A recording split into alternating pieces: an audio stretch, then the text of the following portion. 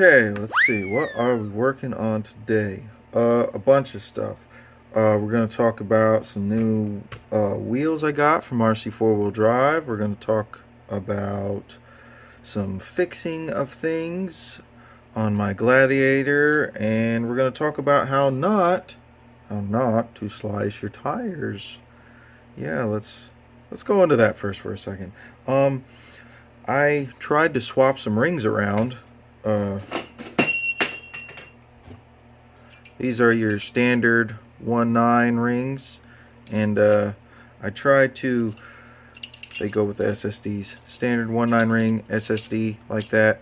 I usually run them with my IROX, and a little trick I learned the hard way is these RC four-wheel drive rings are not standard. They're wider, okay? And I thought that you could swap the rings and the rims without any issues. Bad idea. Don't do that. So trying to use a wider ring with the same SSD rims doesn't leave any room for the tire. So you start cranking down on this bead lock and you are going to slice a really nice chunk out of your tire, which hopefully I have fixed with some flex shot. I don't know if you can see it really good on camera, but this little line right here, it's completely cut through the rubber. Now, I've said this before, flex shot has saved tires before in the past. Now, so I'm gonna see if this will hold air, and maybe I save this set of tires. But here's hoping.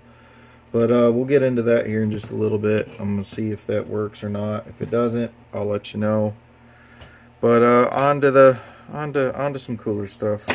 So I just picked these up the other day. These RC four-wheel drive.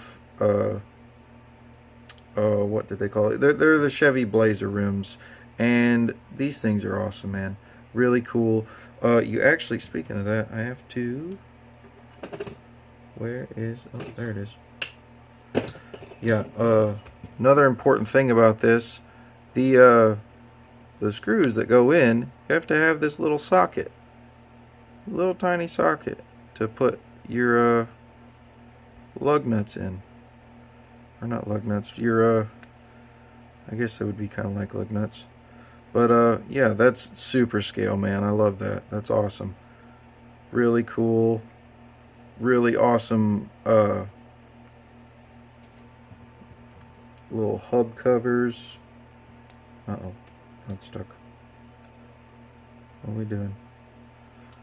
Still early in the morning. Come on. You can do it. There you go. Nope. Come on. Don't lose that. Yeah, it's really important not to lose this, because I'm not even sure where you would be able to find a replacement. I mean, you probably have to order it from RC four-wheel drive, I'm guessing. Come on. Off you go. Does have a habit of getting stuck. Whoop, whoop, whoop. Not on my makeshift little stand. Alright, we'll deal with that a little bit later, I guess. Oh, no, no. Now you want to cooperate? Ah, tiny parts, man. Tiny parts. This is one of the reasons why I don't get into 1/24th scale, because I have a hard enough time on this scale, you know? Stuff gets small and it gets hard to deal with, and I'm impatient, so I have a tendency to accidentally snap stuff. But yeah, that's it for the Blazer. So we'll come back when I've done some more stuff. Oh no, my truck turned into a pile of tires. Isn't it magic? Okay, so this totally worked, and I can't recommend this enough. Get you some flex shot. This has saved now 2 sets of tires. This stuff is like really good for tire repairs. You can still see, if you look really close right there, that's where the gouge was. That was completely cut all the way through the tire. So about that much of a gash all the way through the tire, and holds air just fine. Awesome. Awesome stuff. Definitely get you some of that if you haven't gotten it already. That will save you. So, I don't know what I'm going to put these on yet. I may swap them out with the Blazer occasionally. Do something with them. I don't know. But that's, oh, that one. Yeah, see, you can barely tell the difference, especially if you get Flex Shot Clear. I mean, I did put it on the inside so that, you know, people can't tell that it's shinier. You know, flat, shiny.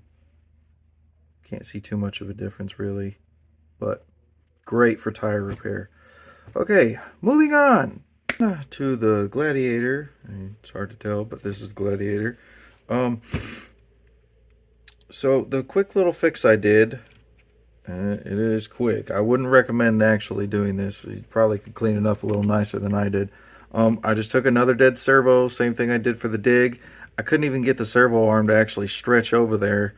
I'm going to have to drill that hole out and make that a little wider so that I can move that over and actually put a bolt on it. But right now, it actually is stuck there pretty good.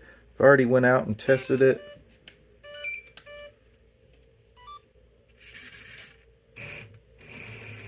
I want to say that is second gear. Yeah, so that's second gear, and it's just going to be stuck there now. And you know what? I'm okay with that. There's plenty of wheel speed for 2-cell. I don't normally run 2-cell, but since I got the winch, it is recommended on the box that you don't run 3-cell. So I'm going to try and listen. I don't really want to burn up my new winch. You can run 3-cell with a winch if you run a BEC, but I don't have a BEC, so back to 2-cell, which, I mean, this is a pretty stout 2-cell. It's a 50C, so it gives a little bit of punch. So, yeah. Before I put that in, I had this constant slopping in and out of gear when it was just a lever there bouncing around, and that was really annoying. And you can tell from my last video over there.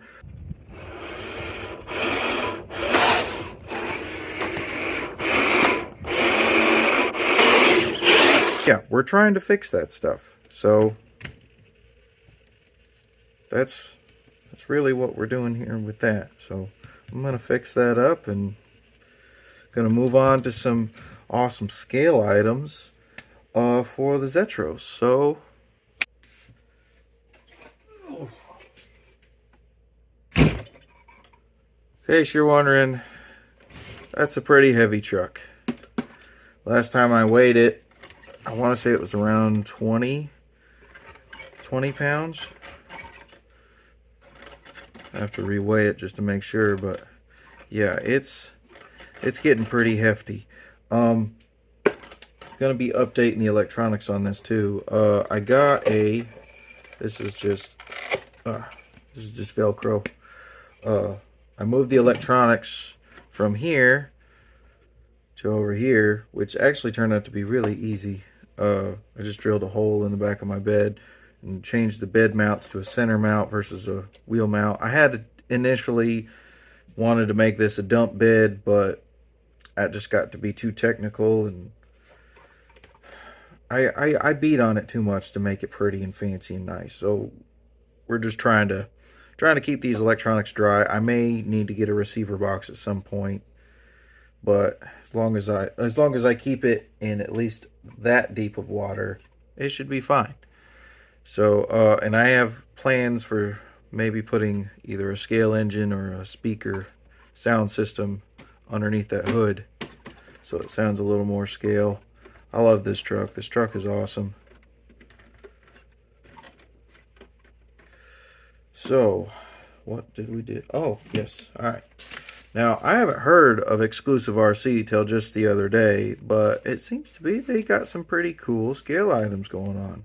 I've always wanted one of these little igloo coolers, and I figured for a service truck, every service truck needs a little igloo cooler.